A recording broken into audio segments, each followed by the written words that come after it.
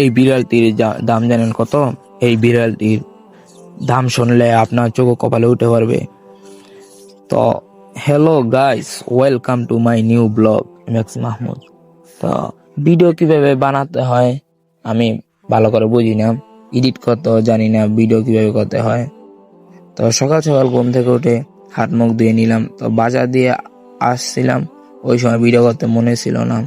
তো এখন যেটা দেখতে পাচ্ছেন এটা হলো আমাদের আলিয়া মাদ্রাসা, আমি এটা মধ্যে পড়ি, আর এটা হলো মসজিদ, আর এটা হলো গিয়ে এতিমখানা। এক সময় এটার মধ্যে আমি পড়ছিলাম। তো চলে যাচ্ছি আমি আমার গন্তব্যে। কোথায় যাচ্ছি ভিডিও শেষ পর্যন্ত থাকেন, তাহলেই দেখতে পারবেন।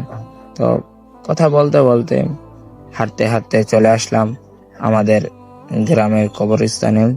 এই যে এখন আপনারা যেটা দেখতে পাচ্ছেন এটা হলো আমাদের গ্রামের কবরস্থান। এটার মধ্যেই আমাদের গ্রামে যত মৃতবাসী আছে সবাই শাহিত। তো আপনারা দেখতেই পাচ্ছেন আমি কত নার্ভাস, ভালো করে কথাও বলতে পারতেছি না। যদি আমার কথার মধ্যে কোনো ভুল ত্রুটি হয়ে থাকে তাহলে দয়া করে ক্ষমা করবেন। আর রাস্তা দিয়ে হাঁটতেছি, এই যে দেখেন এই জুড়িটা দেখে বলেন তো আমি এই জুড়ি দিয়ে কিনতে যাচ্ছি, আপনারা গেস করেন, কমেন্টে বলেন। তো কথা বলতে বলতে চলে আসলাম মধ্যাচর গুদারাঘাটে। তখন আমি গিয়ে নৌকার মধ্যে উঠবো। তো আমি নৌকাতে আসার পরেই মাঝি ভাই নৌকাটা ছেড়ে দিল, মানুষ হয়ে গিয়েছে। আরেকটা কথা, আমাদের গ্রামে যদি আসতে চান বা আমাদের যেই এলাকাটা আছে চর এলাকা, যেদিক দিয়ে আসতে যাবেন নদী ছাড়া কোনো বিকল্প নাই। যেদিক দিয়ে আসবেন নদী দিয়ে আসতেই হবে, এছাড়া কোনো বিকল্প রাস্তা নাই। তো এত রোদে আমার অবস্থা পুরোই কাহিল, ঘেমে ঘুমে শেষ। তো কথা বলতে বলতে চলে আসলাম আমরা ওই পারে, এটা হলো খাক্কান্দা ঘাট। এই যে দেখতে পাচ্ছেন খাক্কান্দা ঘাট, আর এটা হলো এখানে একটা নতুন করে চর উঠেছে। তো ঘাটের দিয়ে যাচ্ছি, আর ভিডিও করতে পারি নাই। তো এখন গাড়ি দিয়ে যাচ্ছি। কোথায় যাচ্ছি তো বলেই দিই, এতক্ষণ যখন আপনারা ছিলেন। আমি কিছু কোয়েল পাখি আনার জন্য, এটা আমার শখ যে আমি কিছু কোয়েল পাখি পালবো। তো দেখতে দেখতে চলে আসলাম কোয়েল পাখির এই জায়গায়।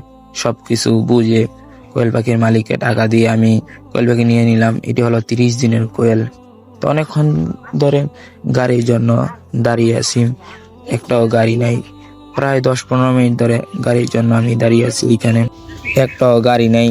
তো একটা রুমের দিকে খেয়াল করে দেখলাম কি সুন্দর একটা বিড়াল, আর এই বিড়ালটির দাম হলো গিয়ে কত। বিড়ালের দাম শুনলে আপনাদের চোখ মাথায় উঠে যাবে। বিড়ালটির দাম হলো গিয়ে আমি নিজেও জানি না। তো কথা বলতে বলতে অনেকক্ষণ দাঁড়িয়ে থাকার পর চলে আসলো একটা গাড়িতে উঠে ফেললাম। তো অনেকক্ষণ দামাদামি করে গাড়িতে উঠলাম, চলে যাচ্ছি এখন বাড়ির উদ্দেশ্যে।